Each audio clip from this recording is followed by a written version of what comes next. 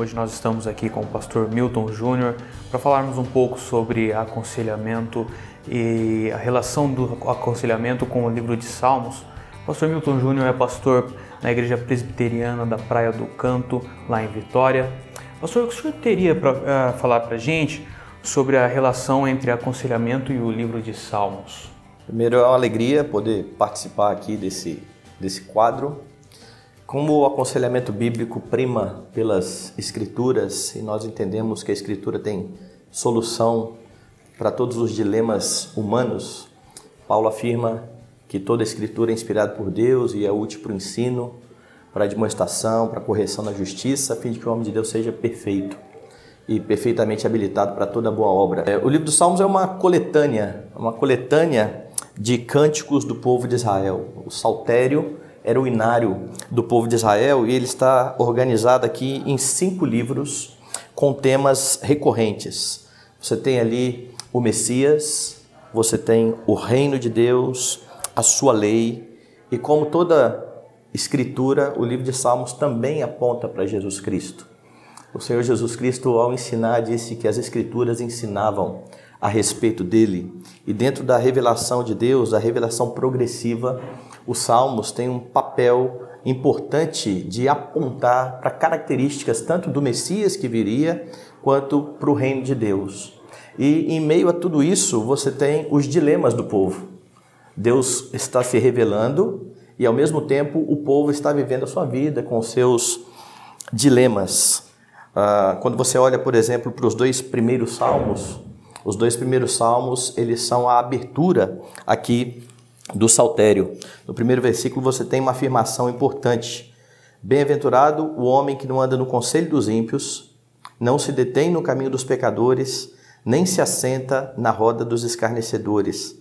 Antes o seu prazer está na lei do Senhor e na sua lei medita de dia e de noite. Quando você vai lá para o último versículo do 2º salmo, você tem a afirmação final, dizendo que são bem-aventurados todos os que nele se refugiam, nele, no Messias, que está sendo então apresentado aqui no livro dos Salmos. E entre essas 2 afirmações, a afirmação primeira de que o homem bem-aventurado é aquele que anda na lei do Senhor, e a afirmação última de que é bem-aventurado aquele que se refugia em Deus, você tem então a beleza da lei de Deus, a afirmação do reino de Deus e o reinado do ungido de Deus, que é Jesus Cristo.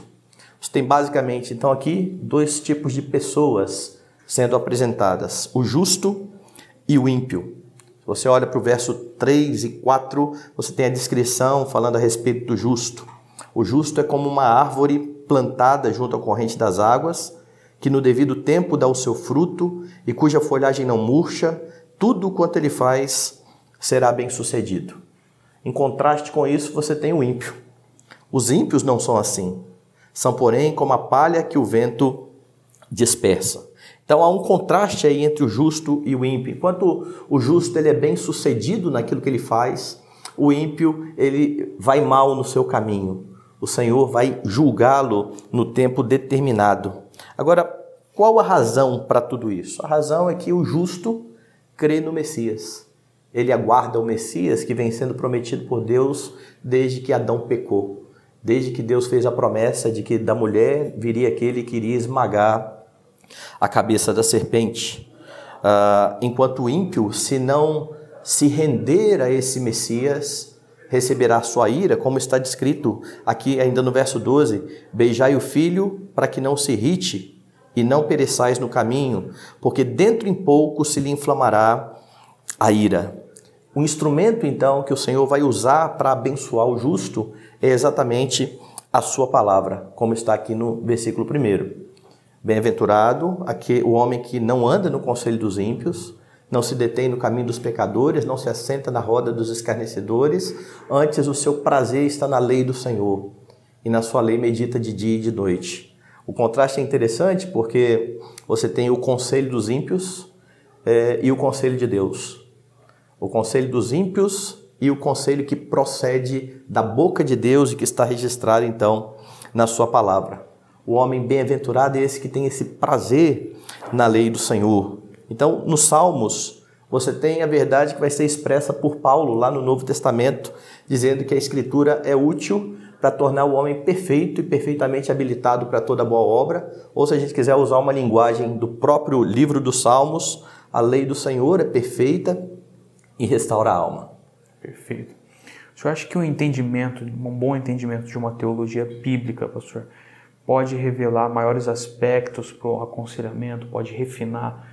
Nós estamos acostumados com o maior uso do Novo Testamento no aconselhamento bíblico, versículos como o senhor citou de Paulo.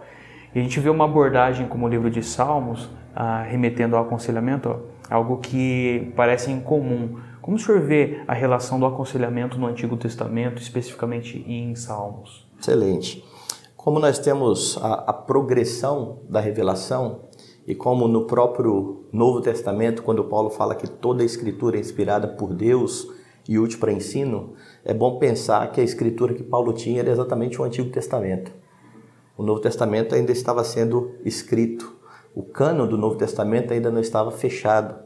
Então, quando você tem as pregações ali em Atos dos Apóstolos, quando você tem todo o ministério da palavra em Atos dos Apóstolos, tudo isso está baseado no Antigo Testamento e é a partir do Antigo Testamento que eles estão proclamando o Messias, o Redentor.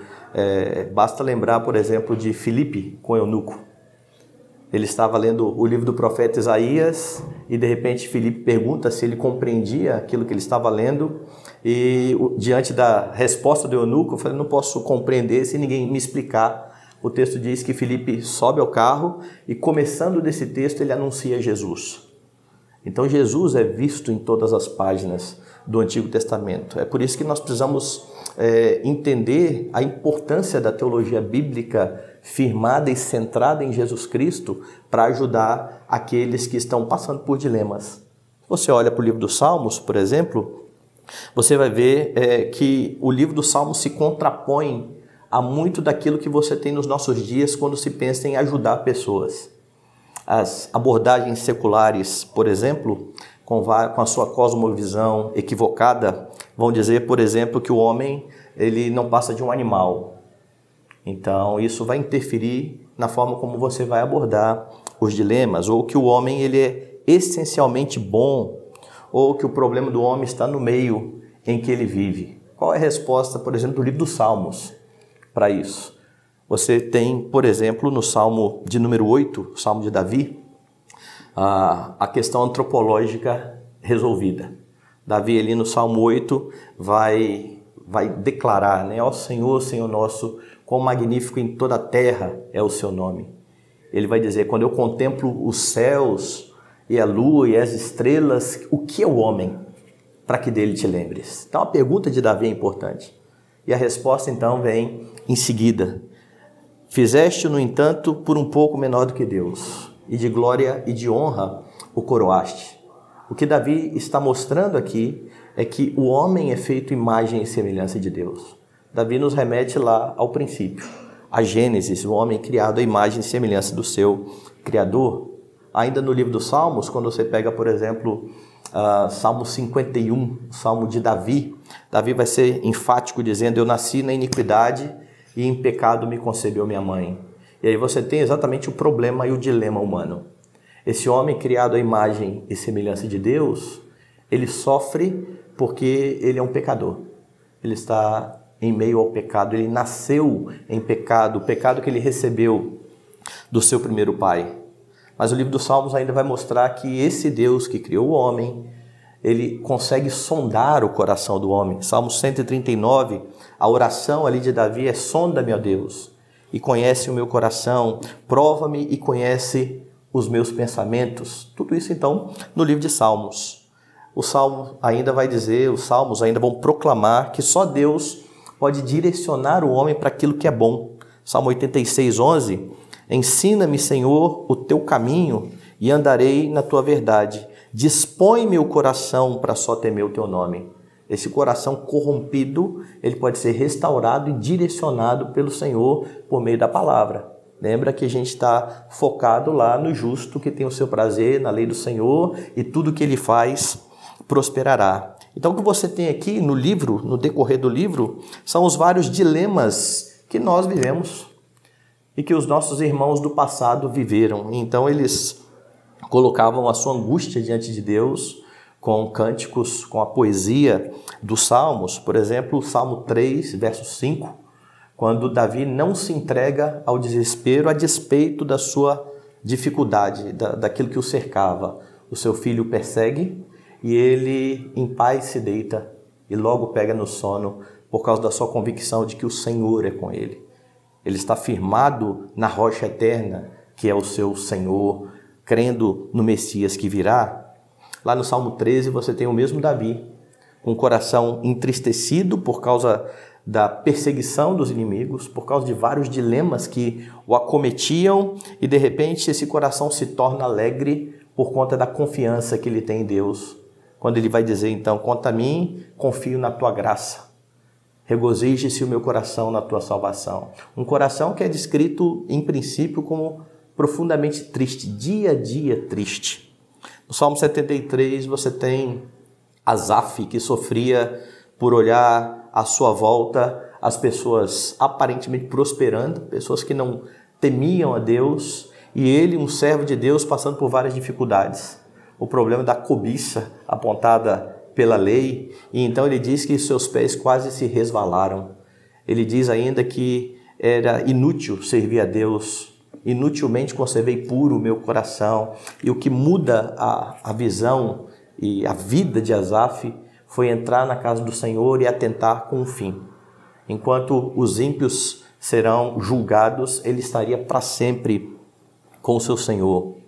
Lá no Salmo 126, você tem o salmista convicto, mesmo em meio às dificuldades, de que o mesmo Deus que restaurou a sorte de Sião poderia dar alegria novamente àquele povo. Por isso a certeza de que ele aponta ali, de quem sai orando e chorando enquanto semeia, volta com alegria, trazendo os seus feixes. Ou seja, você percebe nos Salmos servos de Deus ansiosos, servos de Deus frustrados, porque eles gostariam de ter alguma coisa que eles não têm e que outros têm, com medo, profundamente tristes, preocupados, às vezes aterrorizados, vivendo em meio a calamidades, mas plenamente assistidos pelo Senhor, plenamente tratados pela palavra de Deus, pela fé no Messias que viria. E esse é um dos aspectos da bem-aventurança e dos justos serem bem-sucedidos, como nós vimos no Salmo 1. Eles são aqueles que reconhecem o seu Senhor por meio da sua palavra. O importante para nós é que já temos a revelação completa, é saber que tudo aquilo que era apontado aqui nos Salmos em relação ao Messias se cumpre na pessoa de Jesus Cristo. É Ele aquele que traz consolo ao coração. É Ele aquele que convida os homens e diz, vinde a mim todos os que estáis cansados e sobrecarregados, e eu vos aliviarei. É no Senhor Jesus Cristo que o homem tem não solução para os seus problemas, mas capacitação para viver glorificando a Deus em meio aos seus dilemas. Esse Jesus disse que no mundo nós teríamos aflições. O encorajamento dele foi, tem de bom ânimo, eu venci o mundo. E tudo isso você pode ver olhando para o livro dos Salmos. Aqui nós pincelamos alguns salmos, mas a riqueza do saltério, ela salta aos olhos quando você começa a estudar os salmos e ver como o Senhor bondosamente, graciosamente tratou, cuidou do coração dos seus servos. Perfeito, pastor. Lembrando daqui da dinâmica da BCB, parecem estudos de casos completos, né? Devidamente tratados. Sim. O senhor mencionando, me lembrei aqui de várias aulas. E como é a importância da teologia bíblica, da observância do saltério, do Antigo Testamento nesse processo de um aconselhamento saudável, né? Sim, eu gosto muito de estudos de caso, mas eu costumo falar que os melhores casos a serem estudados são aqueles que estão na Escritura. Porque você vê os servos do Senhor passando por problemas, por dificuldades, e vê o Senhor tratando. Nós já vimos o final da história. Quando nós estudamos casos recentes, de pessoas que nós conhecemos, de pessoas que nós aconselhamos, isso é bom, né? Isso nos ensina, nos instrui, mas essas pessoas ainda estão no processo, na caminhada em santidade. Estes servos de Deus do passado já passaram por tudo isso, já estão com o Senhor na glória, já tem a sua história completa. E nós podemos ver o começo, o meio e o fim, olhando então para a Escritura. Perfeito, pastor. Não deixe de compartilhar esse vídeo. Também nós pedimos que você possa curtir, comentar, compartilhar. As nossas redes sociais estão aqui na descrição. Nós agradecemos a presença do pastor Milton Júnior. Foi uma bênção, pastor, ter o senhor aqui conosco. Alegria, mais uma vez, eu expresso de estar aqui. Indo à Vitória, procure lá a Igreja Presbiteriana da Praia do Canto. Se quiser acessar alguns textos sobre aconselhamento bíblico, eu mantenho 2 blogs, um já há mais de 10 anos, chamado Mente Cativa, onde os assuntos são mais generalizados, e um mais recente, onde eu estou concentrando postagens que falam somente sobre aconselhamento bíblico, www.aconselhai.blogspot.com.br. O nome do blog é Aconselhai-vos. Então ali tem material que eu creio que vai servir de ajuda àqueles que precisam.